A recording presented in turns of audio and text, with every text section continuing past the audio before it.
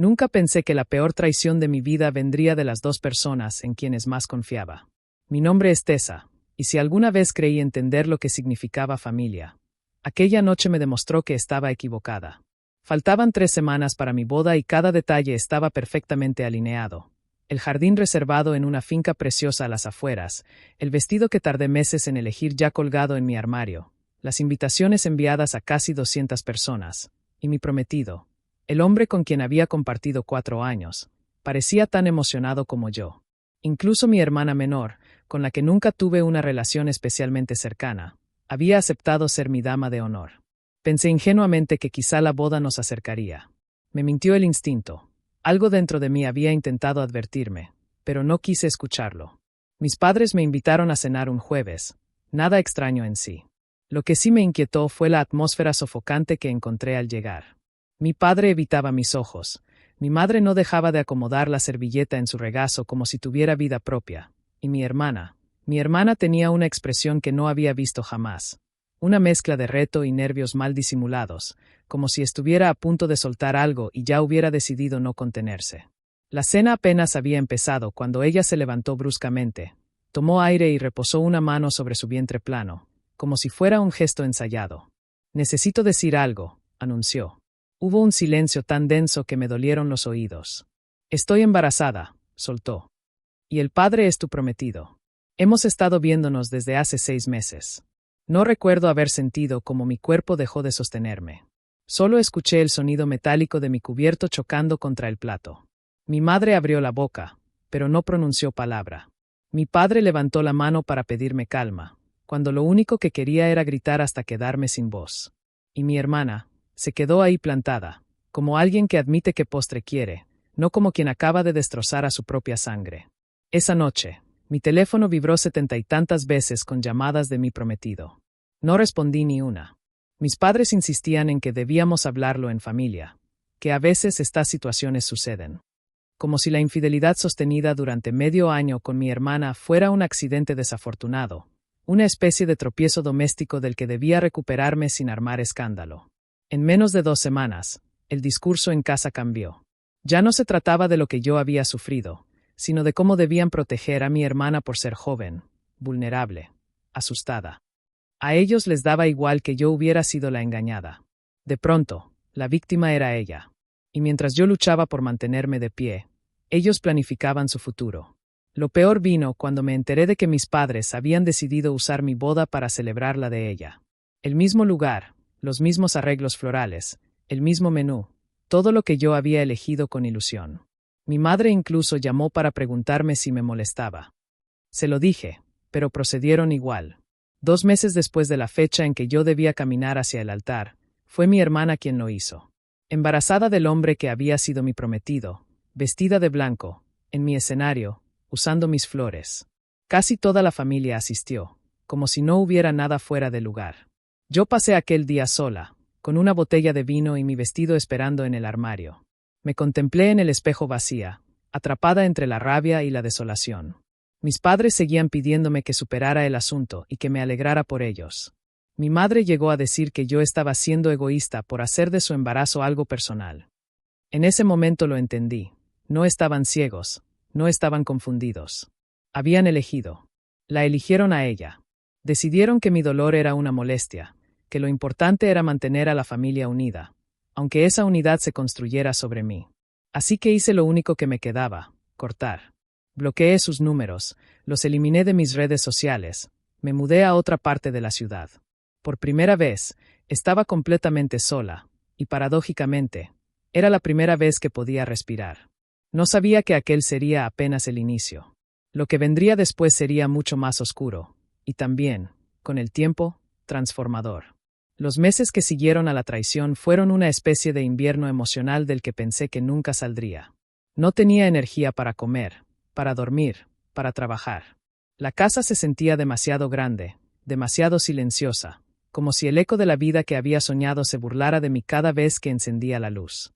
Los primeros 6 meses fueron una mezcla de terapia intensiva y dolores que no sabía que podían doler tanto. Mi terapeuta me preguntaba si quería trabajar hacia el perdón, pero yo apenas podía respirar. ¿Perdonar? Lo único que quería era un día sin pensar en ellos.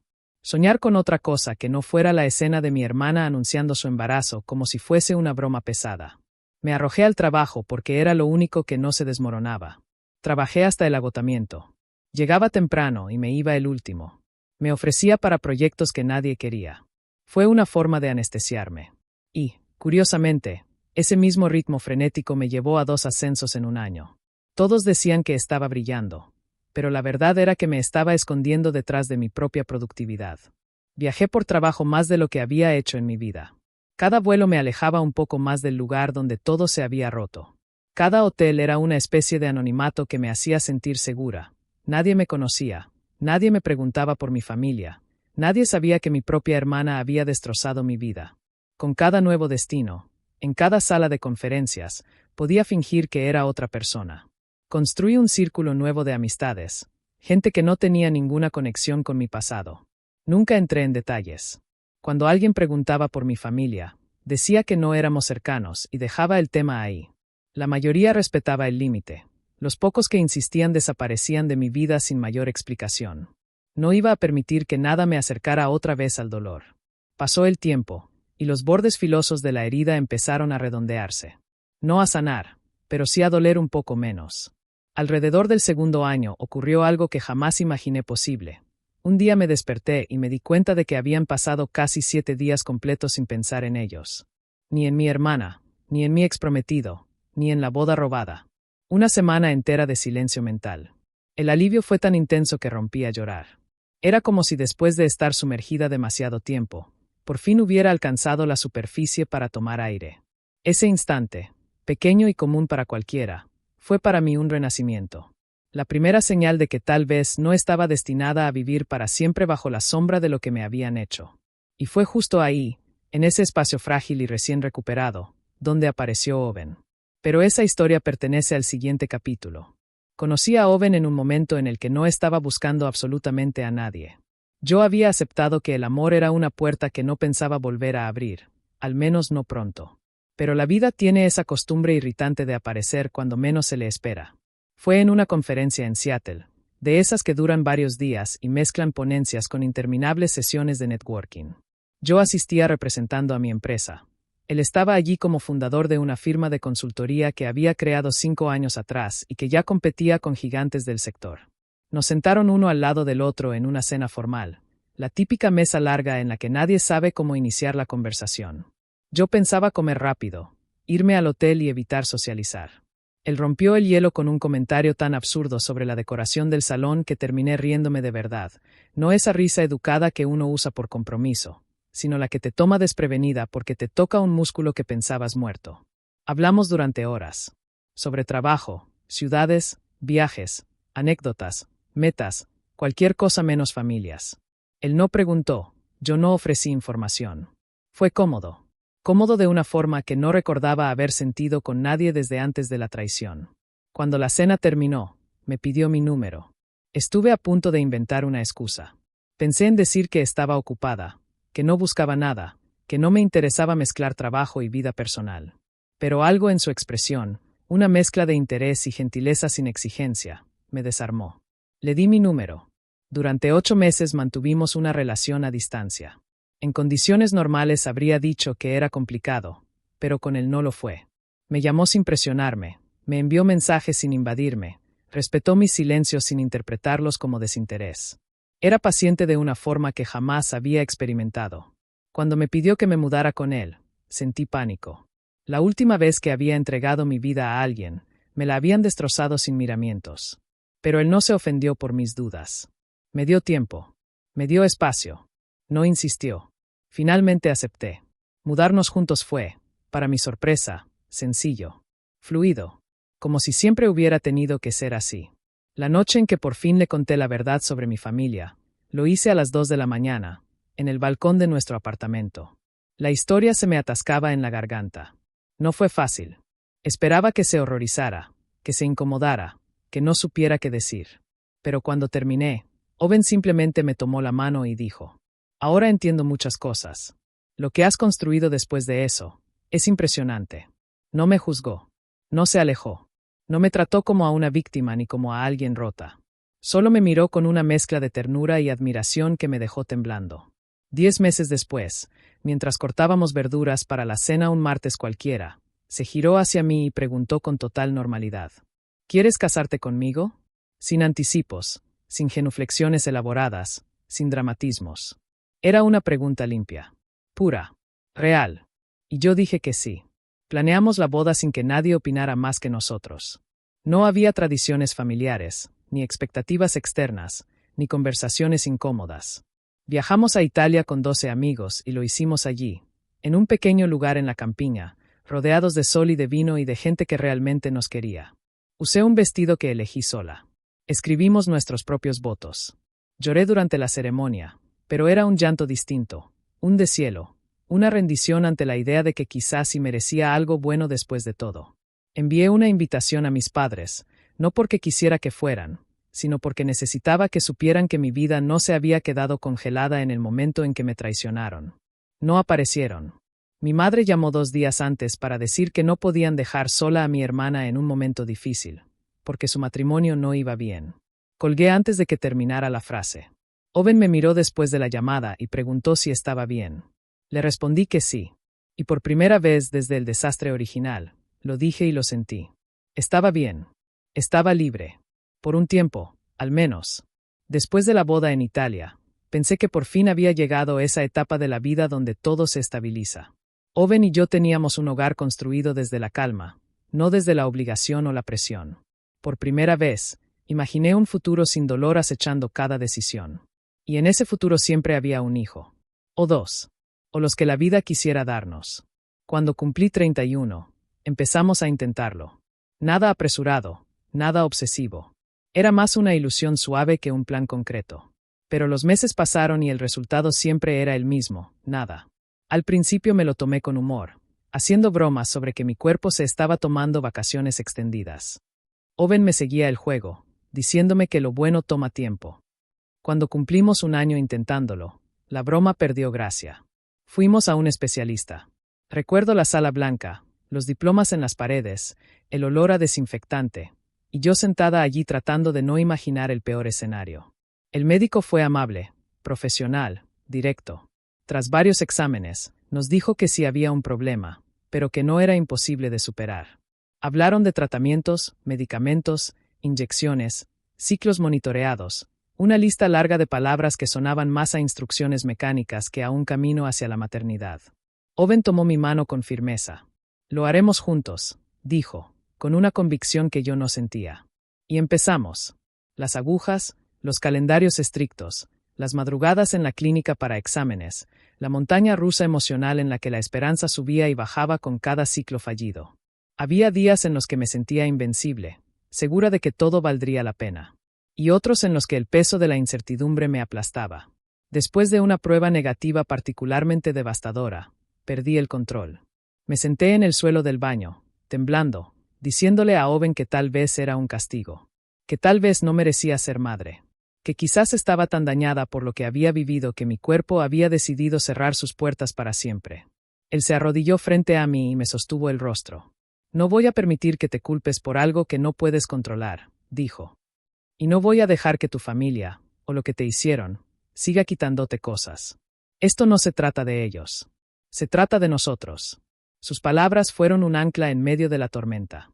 Yo asentí, pero en el fondo había una inquietud que no sabía reconocer. Una sensación de que aunque hubiera dejado atrás a mi familia, todavía existía un lugar oscuro dentro de mí que no terminaba de sanar. No sabía entonces que ese lugar estaba a punto de abrirse de nuevo, no por decisión propia, sino porque mi pasado se negaba a quedarse enterrado. La llamada que lo cambiaría todo llegó meses después, un domingo por la tarde, cuando menos lo esperaba. La llamada llegó un domingo por la tarde, justo cuando creía que había logrado cierta estabilidad emocional. El número de mi padre apareció en la pantalla. Mi primer instinto fue dejar que sonara hasta apagarse, como tantas otras veces. Pero algo, quizá una mezcla de curiosidad y cansancio, me hizo contestar. Su voz sonaba más vieja, más cansada que en mis recuerdos.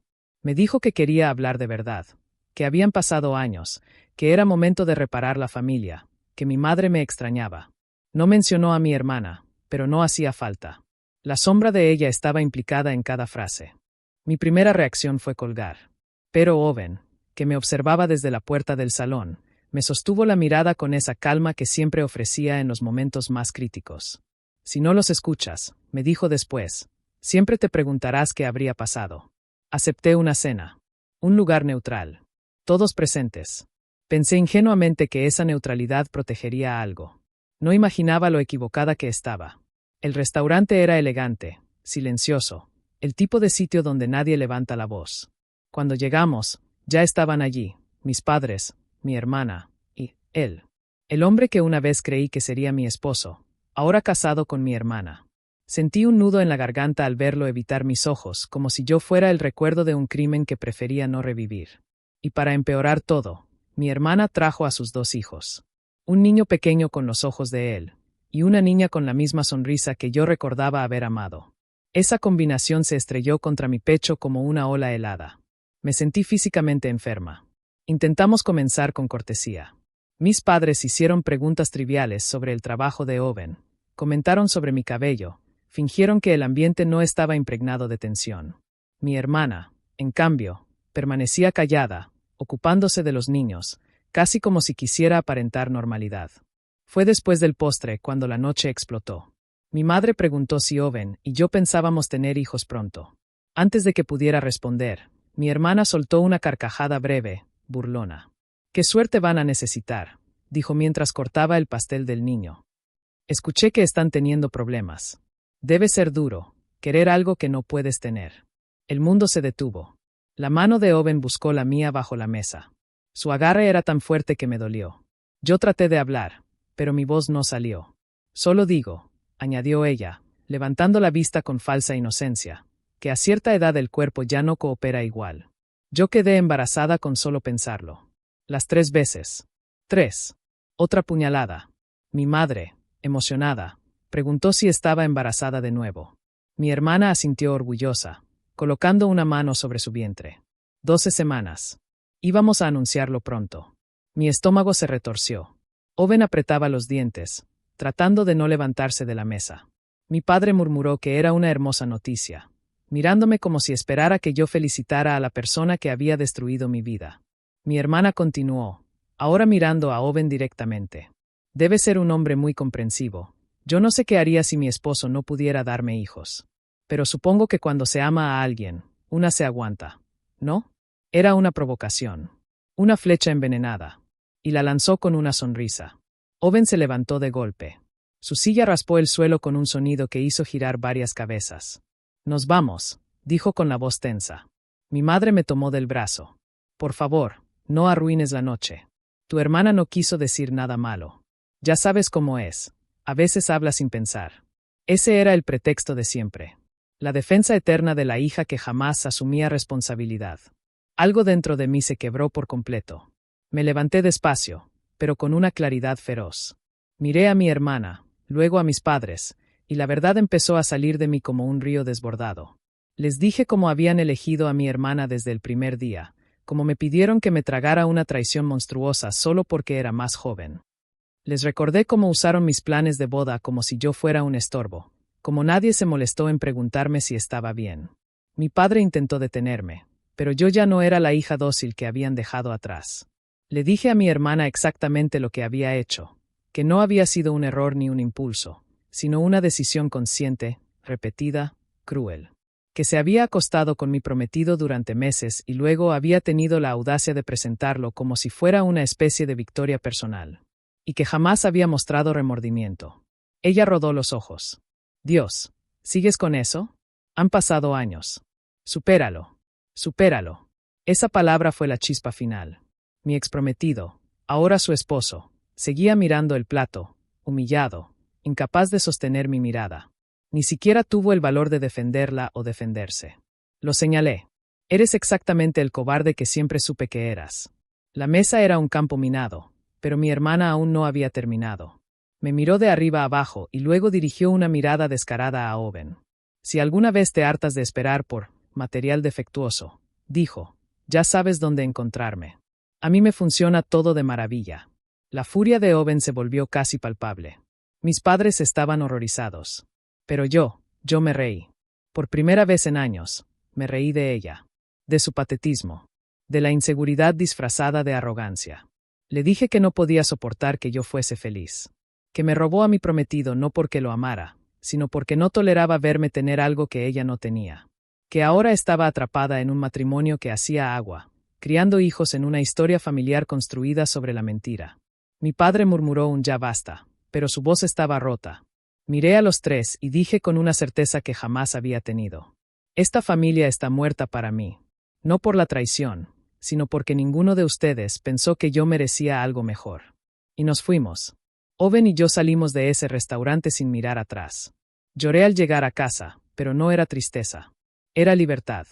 Una libertad dura, amarga, pero real.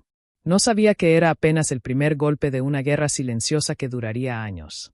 Las semanas después de la cena fueron un torbellino emocional que me dejó exhausta. Creí que, al ponerle fin a la relación con mi familia en aquel restaurante, alcanzaría algún tipo de cierre, que la furia se disiparía. Pero en lugar de calma, llegó un vacío que no sabía cómo llenar. Pasaba las noches despierta repasando cada palabra que mi hermana había dicho, cada mirada de mis padres, cada silencio de mi exprometido. Era como si mi mente hubiera quedado atrapada en un bucle del que no podía escapar. Owen trataba de ayudarme, pero incluso él tenía un límite. Yo necesitaba descargar todo lo que llevaba dentro, pero ya no podía hacerlo con él. Así que hice lo que millones de desconocidos hacen cuando necesitan ser escuchados. Fui a Internet. Encontré un grupo de apoyo para personas distanciadas de sus familias. Era totalmente anónimo. No había fotos, ni nombres reales, solo historias. Historias de vínculos rotos, traiciones, padres narcisistas, hermanos crueles. Y por primera vez en mucho tiempo sentí algo parecido a compañía. Leí durante horas. Me vi reflejada en tanta gente que por un momento pensé que quizá mi historia no era tan monstruosa como me había parecido todos esos años. Tal vez solo era otra variación de un patrón doloroso que muchas personas vivían en secreto. Y entonces decidí publicar. Escribí mi historia desde el principio hasta la cena en el restaurante. No usé nombres ni ubicaciones exactas. Cambié detalles menores para evitar que pudiera rastrearse fácilmente. Era un desahogo, nada más. Una botella lanzada al mar. Lo publiqué de madrugada, con las manos temblando. No esperaba nada, pero las respuestas llegaron rápido. Cientos de mensajes de apoyo, de indignación por lo que me habían hecho, de gente diciéndome que era fuerte, que había actuado bien, que no estaba loca por sentir lo que sentía. Y yo me alimenté de cada uno. Era como recibir una validación que había estado buscando durante años sin saberlo. Durante días revisaba compulsivamente los comentarios. Cada estoy contigo me hacía sentir menos sola, menos equivocada. Era una especie de alivio que también tenía un filo extraño, casi adictivo. 3 semanas después, el teléfono sonó. Era mi tía, la única persona de mi familia que había rechazado asistir a la boda de mi hermana. Su voz era cautelosa. ¿Publicaste algo en Internet sobre lo que pasó con tu hermana? Sentí que el piso se movía bajo mis pies. No usé nombres, respondí. Fue anónimo. Tal vez, dijo ella, pero la historia está circulando por toda la ciudad. Alguien reconoció detalles. La están compartiendo en redes, en chats, en grupos locales. Ya sabes cómo es la gente. No tardaron en atar cabos. Mi corazón empezó a golpearme el pecho. Mi tía continuó. Le llegó a tu hermana. Y a su trabajo. Me quedé en silencio. No sabía si sentir miedo o satisfacción. ¿Qué pasó? Pregunté finalmente. Mi tía suspiró. La despidieron. Dicen que la situación afecta la reputación del consultorio. La historia se esparció como pólvora. Todo el mundo está hablando de ella. Sentí una oleada de emociones difíciles de descifrar. Había una parte de mí que decía, bien. Otra parte sentía vértigo. Pero ella siguió. Y no es solo eso. La gente la reconoce en el supermercado, en la escuela de los niños. Los amigos se alejaron. La familia de su esposo dejó de hablarles. Todo se está desmoronando. Cada palabra era un golpe. Y sin embargo, no me dolió. No todavía. Está pensando en mudarse, añadió mi tía. Dice que ya no puede salir sin que la señalen. Yo cerré los ojos. No sabía qué esperaba sentir. Quizá culpa. Quizá alivio. Lo que sentí fue algo oscuro. Una satisfacción silenciosa que me dio miedo reconocer. Mi tía guardó silencio un momento antes de decir: Tessa, esto va a tener consecuencias. Para ella. para los niños. Pero yo no respondí. No ese día. Porque ese era apenas el principio. Las consecuencias reales estaban por venir. La llamada de mi tía fue el punto de inflexión. Hasta ese momento, mi publicación era solo un desahogo convertido en cuento viral, algo lejano, casi irreal. Pero de pronto, lo que había escrito en la oscuridad de la madrugada estaba teniendo impacto real en la vida de mi hermana, en la de sus hijos, en la de todos. Y, aunque me avergüence admitirlo, durante un tiempo no intenté detenerlo. No quise. Cuando supe que la habían despedido, algo dentro de mí que creía muerto se encendió. No era felicidad, no exactamente, pero era una sensación parecida a la justicia. Como si, después de tantos años, el universo hubiera volteado la balanza aunque fuera por un segundo. Aún así, no esperaba lo que vino después. Mi hermana y su esposo se mudaron apresuradamente a otra ciudad, a casi 2 horas de distancia. Vendieron su casa con pérdida.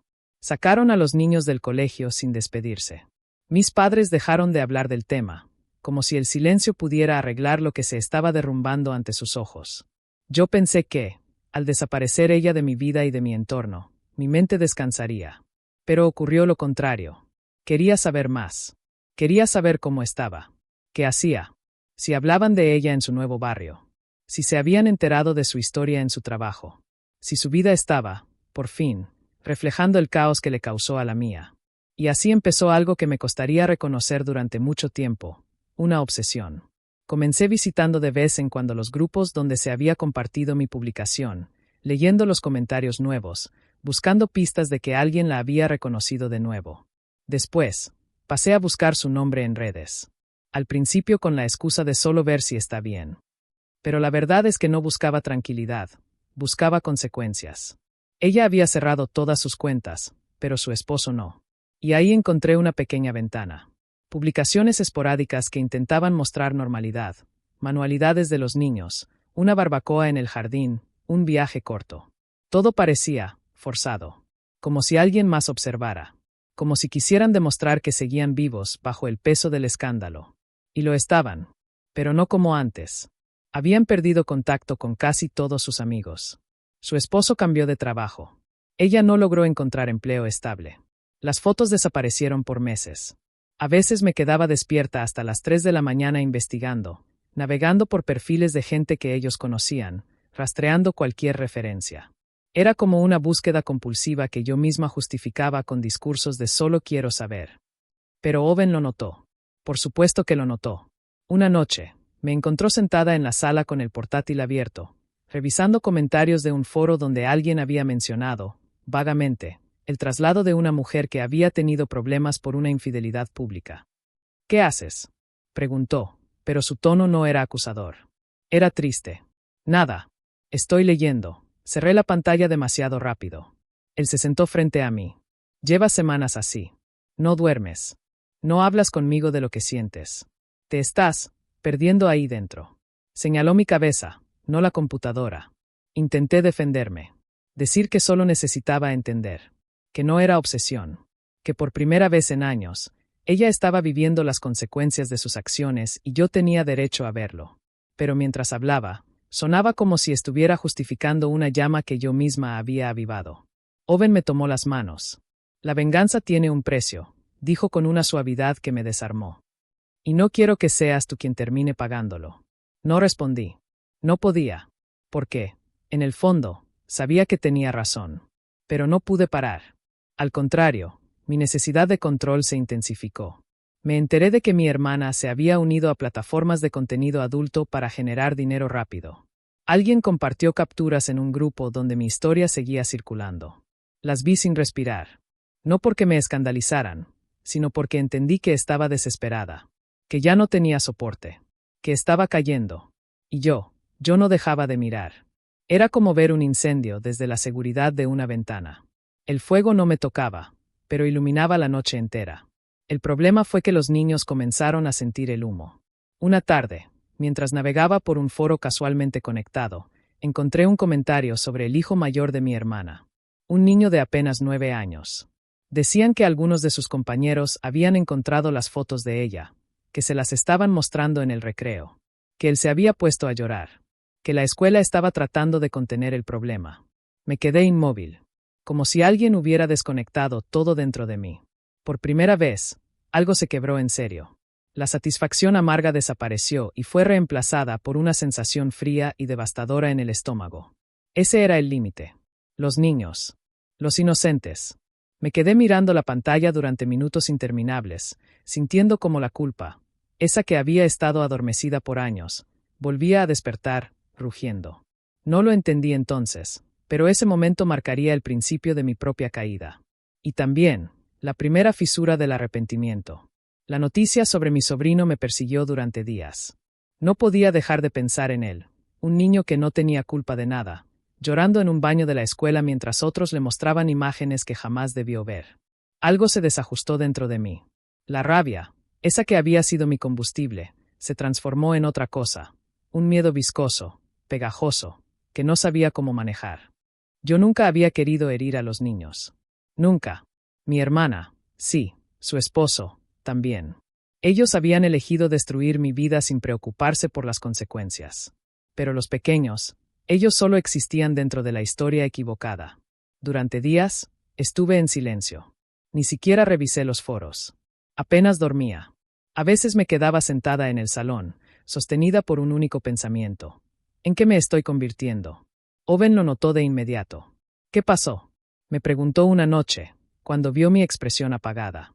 Le conté la verdad. Todo. La filtración. La burla en el colegio. El llanto del niño.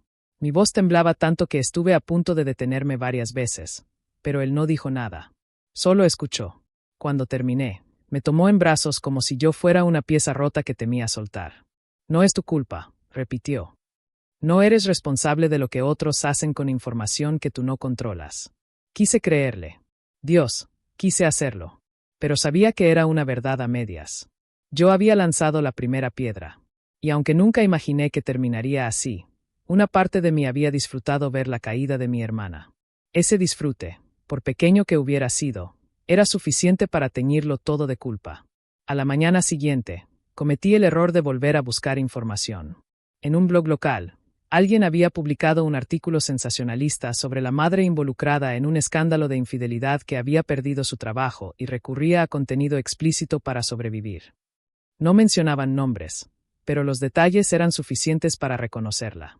Más comentarios. Más burla. Más gente compartiendo capturas que nunca debieron ver la luz del día. Y entre ellos, mensajes horrendos sobre los niños. Esa parte me revolvió el estómago. Cerré el portátil y lo empujé lejos de mí como si quemara. Ahí entendí que había cruzado una línea. No por maldad directa, sino por inacción. Por alimentar, voluntaria o involuntariamente, un fuego que no sabía a quién iba a quemar después. Esa misma tarde, fui a caminar sin rumbo. Terminé en un parque, mirando a niños correr, reír, caerse en el pasto sin preocuparse por nada, mientras sus padres los observaban desde bancas cercanas. La vida seguía para ellos en completa normalidad, mientras que mi sobrino, un niño igual que ellos, estaba viviendo una pesadilla que yo, sin querer, había contribuido a generar. Y entonces sucedió lo que cambiaría todo. Sin planearlo, manejé hasta la ciudad donde ahora vivía mi hermana. No había decidido verla, pero mis manos conducían solas. No sé qué buscaba. Redención, tal vez.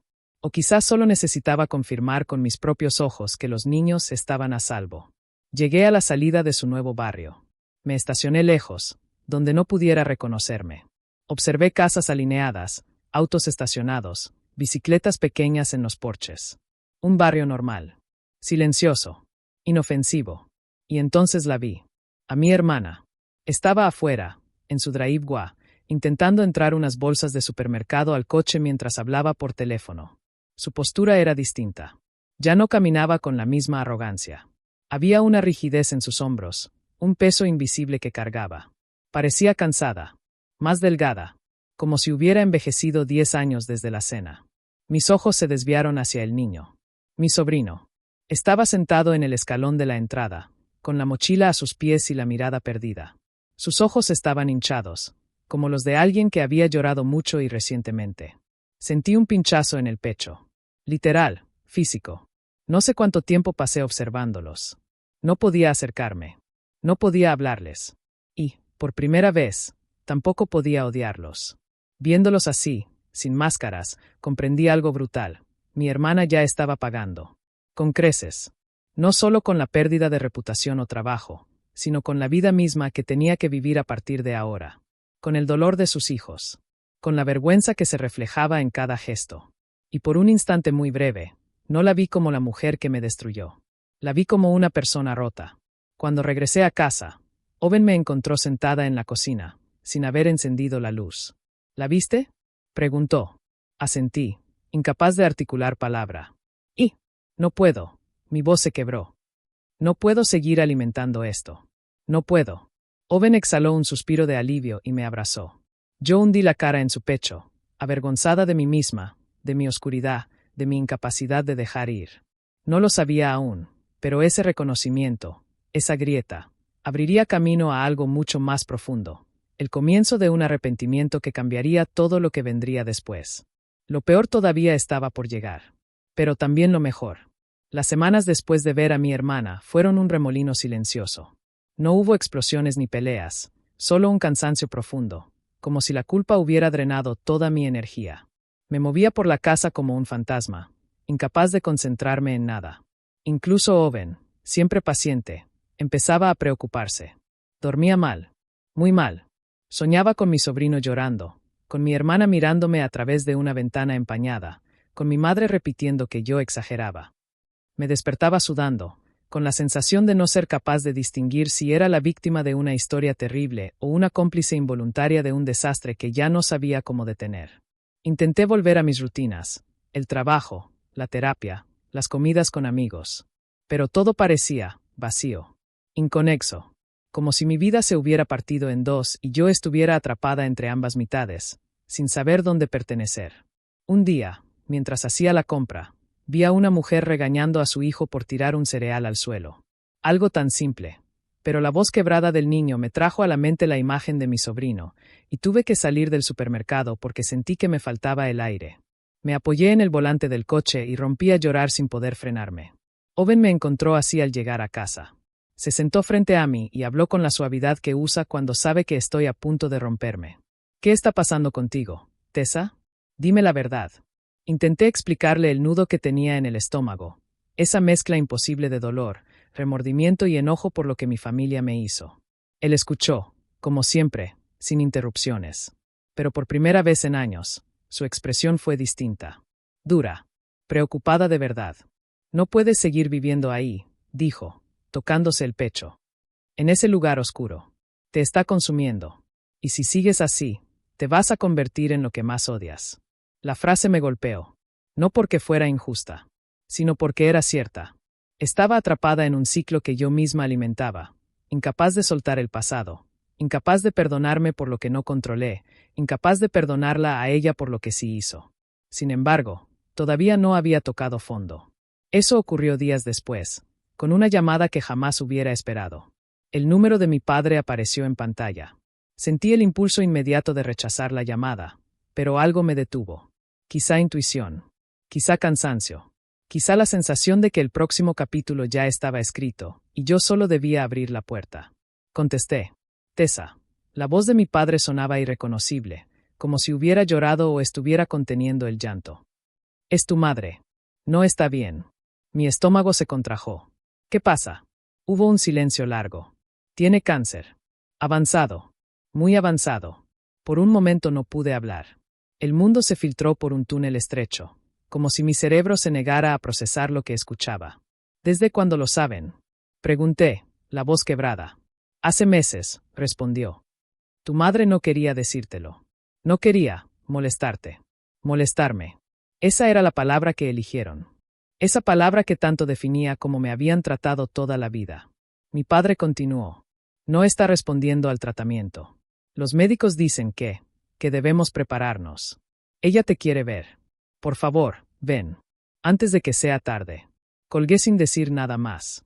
Me quedé con el teléfono en la mano, temblando.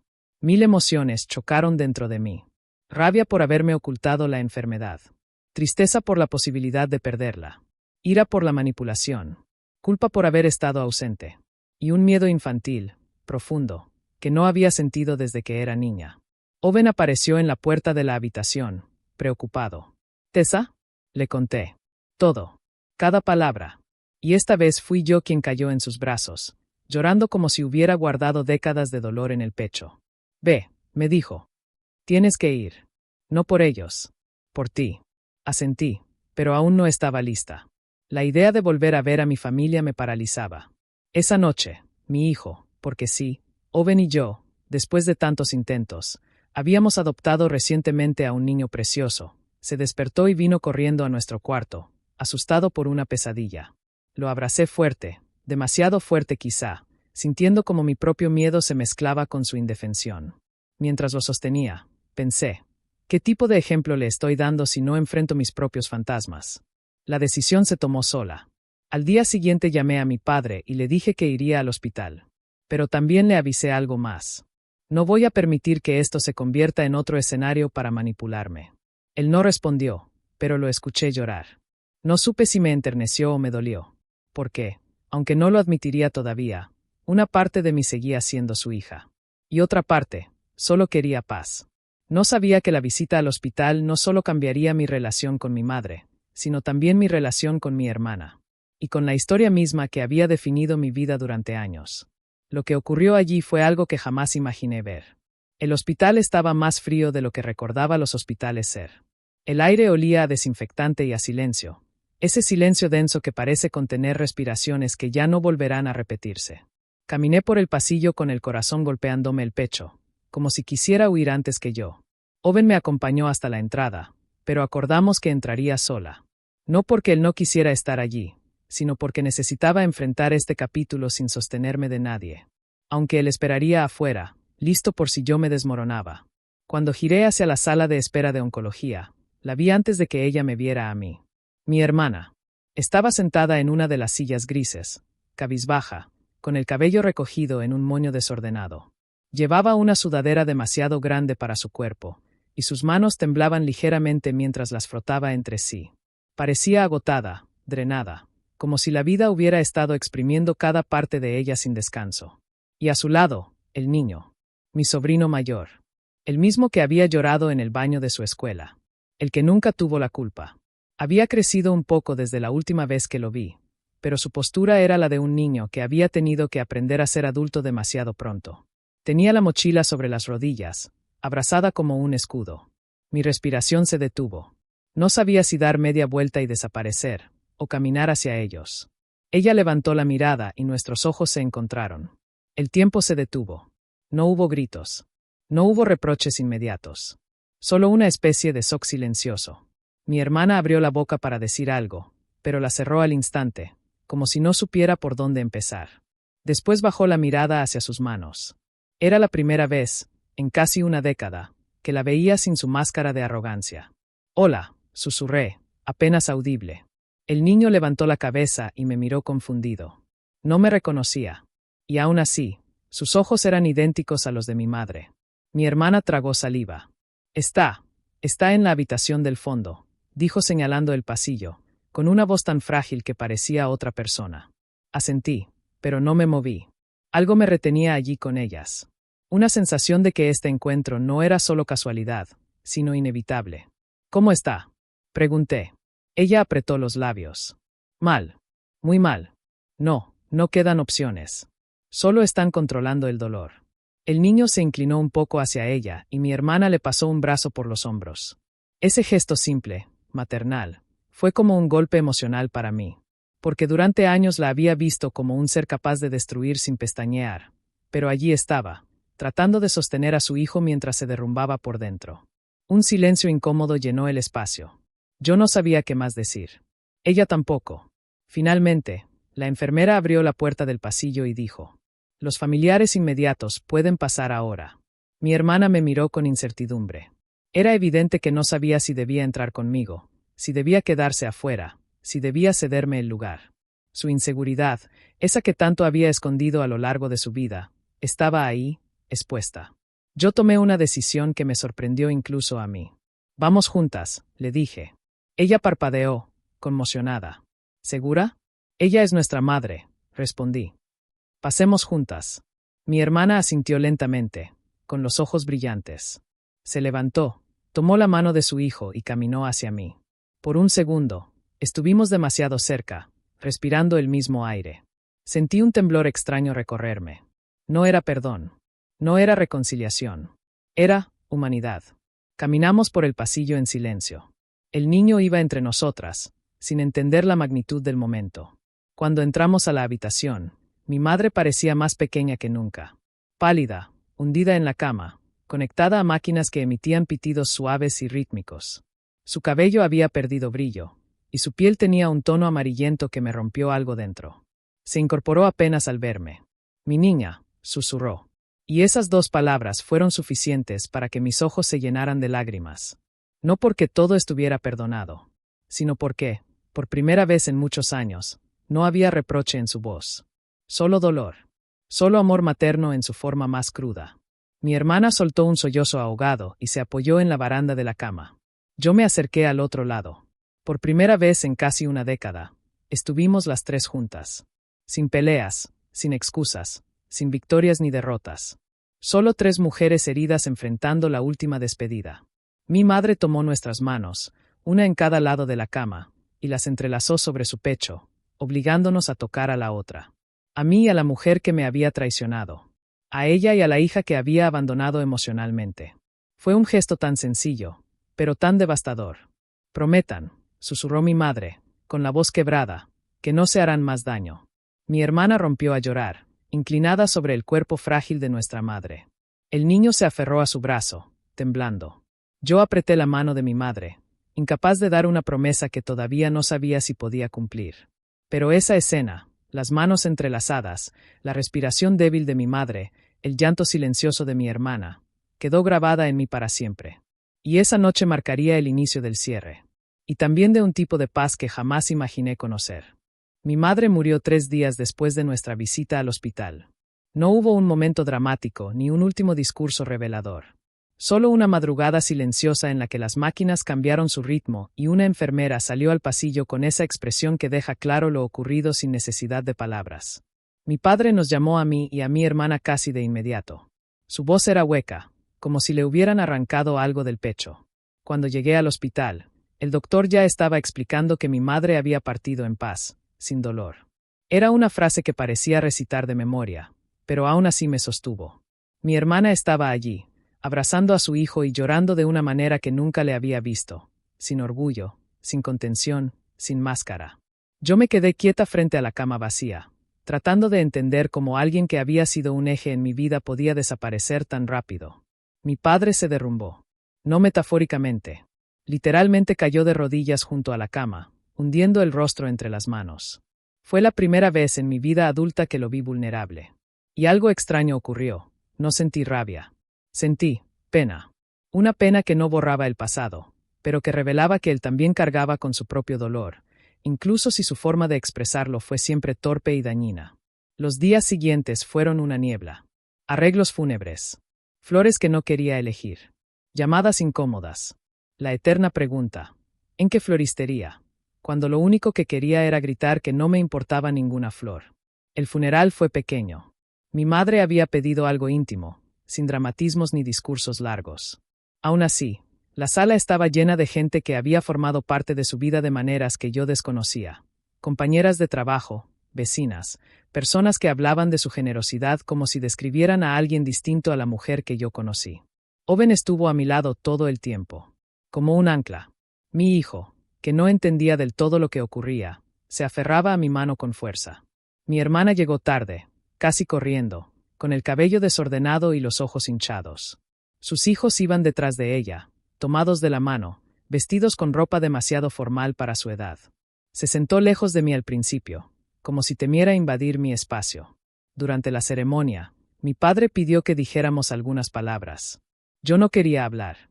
Tenía demasiado que decir, y muy poco que podía pronunciar sin romperme. Aún así, me levanté. Hablé de mi madre como una mujer compleja, ni idealizada ni demonizada. Dije que cometió errores, que nos lastimamos mutuamente, pero que la había amado siempre, incluso en silencio. Hablé de los pequeños gestos que recordaba, como me hacía té cuando estaba enferma, como me abrazaba cuando era niña, como me enseñó a reconocer flores por su olor. Y también dije, con la voz temblorosa, que lamentaba profundamente que nunca hubiéramos aprendido a escucharnos como adultas, que ojalá hubiéramos tenido más tiempo. Cuando regresé a mi asiento, mi hermana se levantó. Nadie lo esperaba, ni siquiera ella, por la forma en que sus piernas temblaban. Caminó hacia el atril con los hombros caídos y respiró hondo. Mi mamá, comenzó, pero su voz se rompió inmediatamente. Tomó aire, luchando por continuar. Mi mamá siempre quiso que nos lleváramos bien. Y yo no lo hice fácil. Su mirada se clavó en mí por un segundo, lo suficiente para llenar el aire de una tensión silenciosa. Sé que me equivoqué mucho, dijo, con un hilo de voz. Y sé que este no es el lugar para hablar de eso.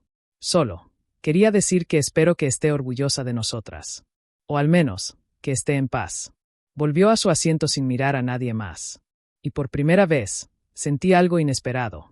Compasión. Después del funeral, mientras todos comenzaban a irse, mi hermana se acercó. No con la seguridad arrogante que tanto la caracterizaba, sino como alguien que se acercaba a los restos de un puente derruido. ¿Podemos hablar un momento?, preguntó. Nos alejamos hacia un rincón silencioso del cementerio. El viento se movía entre los árboles, haciendo crujir las hojas secas. Mi hermana respiró hondo. Sé que no tengo derecho a pedir nada, pero quiero decirte que lo siento. No por lo que está pasando ahora, no por todo lo que perdiste tú o yo.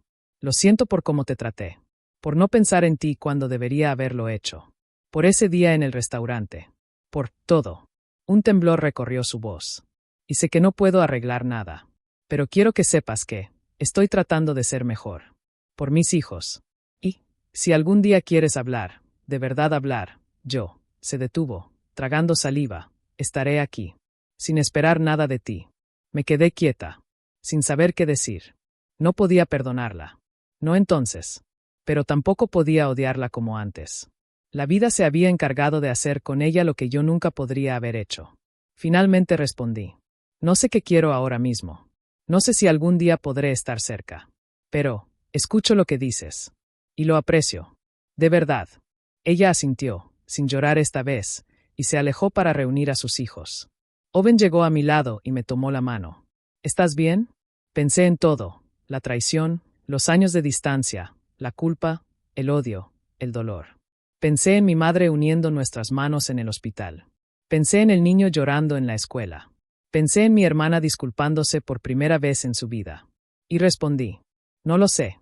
Pero creo que estoy empezando a estarlo. Era la primera vez que esa frase sonaba sincera. Quedaba un largo camino por recorrer. Pero por fin, ese camino no estaba hecho solo de rabia. 3 años pueden parecer poco en el calendario, pero en la vida real pueden ser una eternidad. Ese fue mi caso. En 3 años, muchas cosas cambiaron. Algunas se curaron. Otras simplemente aprendieron a convivir conmigo. Después del funeral, mi hermana y yo no nos volvimos cercanas. No hubo abrazos, ni cafés para ponernos al día, ni reconciliación repentina. Pero tampoco hubo guerra. Fue algo más extraño, una tranquilidad que no se parecía a la paz, pero tampoco al odio. Al principio pasamos meses sin hablar. Yo continué con terapia, intentando desenredar el nudo que durante años se había tensado en mi interior. Descubrí capas de dolor que no sabía que existían, pero también partes de mí misma que había olvidado, mi capacidad de crear, de conectar, de amar sin miedo. Owen siguió siendo mi sostén, pero ya no cargaba sobre sus hombros el peso de mi historia. Yo estaba aprendiendo a sostenerme sola. Mi hijo, mientras tanto, crecía. Cada día que lo veía reír o correr por la casa, entendía un poco más por qué había decidido alejarme de la oscuridad. No podía permitir que mi pasado se filtrara en su vida. Y él, sin saberlo, era el recordatorio constante de lo que realmente importaba. Con el tiempo, mi hermana y yo comenzamos a comunicarnos esporádicamente. Primero mensajes breves sobre cuestiones prácticas relacionadas con nuestro padre. Luego fotos que ella enviaba en cumpleaños o navidades, mostrando cómo crecían los niños. Y, poco a poco, mensajes más humanos. ¿Cómo estás? ¿Sigues en la misma empresa? Escuché que se mudaron. ¿Qué tal el vecindario? Nunca profundos. Nunca demasiado íntimos. Pero reales. Y sinceros. Ella también había cambiado. Ya no tenía esa actitud arrogante ni esa necesidad de competir conmigo en todo. La vida la había hecho más humilde, más consciente de las consecuencias de sus decisiones. Seguía en terapia, según me dijo una vez. Seguía trabajando en sí misma. Y, por primera vez, no lo decía para presumir, sino para reconocer que lo necesitaba. Yo también tuve mis propios avances. De vez en cuando pensaba en mi madre. No con el resentimiento que me consumió tantos años, sino con una especie de ternura triste. Nunca había sido perfecta, pero tampoco yo. Y en ese reconocimiento mutuo, tardío y silencioso, encontré una forma de perdón, no hacia ella, sino hacia mí misma. Un día, cuando mi hijo cumplió 9 años, decidimos celebrar con una pequeña reunión familiar. Solo amigos cercanos y 2 de mis tíos. No esperaba que mi padre viniera. Desde la muerte de mi madre, se había vuelto más reservado, más ajeno. Pero llegó. Y para mi sorpresa, traía a mi hermana y a los niños. No hubo tensión. No hubo miradas afiladas. Solo un saludo incómodo, tímido, pero respetuoso. Los niños corrieron a jugar como si nada. Mi hijo jugaba con mis sobrinos sin saber que, en otra vida, yo casi permití que su mundo y el de ellos permanecieran separados para siempre. Mirarlos reír juntos me provocó un nudo extraño en la garganta. Mi hermana se me acercó durante un momento en que todos estaban ocupados con la comida. Gracias por invitarnos, dijo suavemente. Owen insistió, respondí con media sonrisa. Pero la verdad era otra. Yo también quería que estuvieran allí. Quería que mis hijos crecieran sin cargas viejas, sin historias que ellos no vivieron pero que podían marcarles el futuro si yo no hacía nada para evitarlo. Mi hermana suspiró. A veces me pregunto cómo sería todo si. Se detuvo, sacudiendo la cabeza. No importa. Solo estoy agradecida por tener otra oportunidad. Aunque sea pequeña. No lo arruines, le dije, no con amenaza, sino con honestidad. Ella asintió, comprendiendo exactamente lo que quise decir. Cuando la tarde terminó y todos se fueron, Owen me abrazó desde atrás mientras acomodábamos los platos. ¿Te diste cuenta?, susurró. ¿De qué? Que hoy no lloraste. No temblaste. No te encerraste en el baño para respirar. Solo, estuviste aquí. Con ellos. Con nosotros. Me quedé quieta. Procesando. Era cierto. Había convivido con mi hermana sin sentir que la herida se abría otra vez.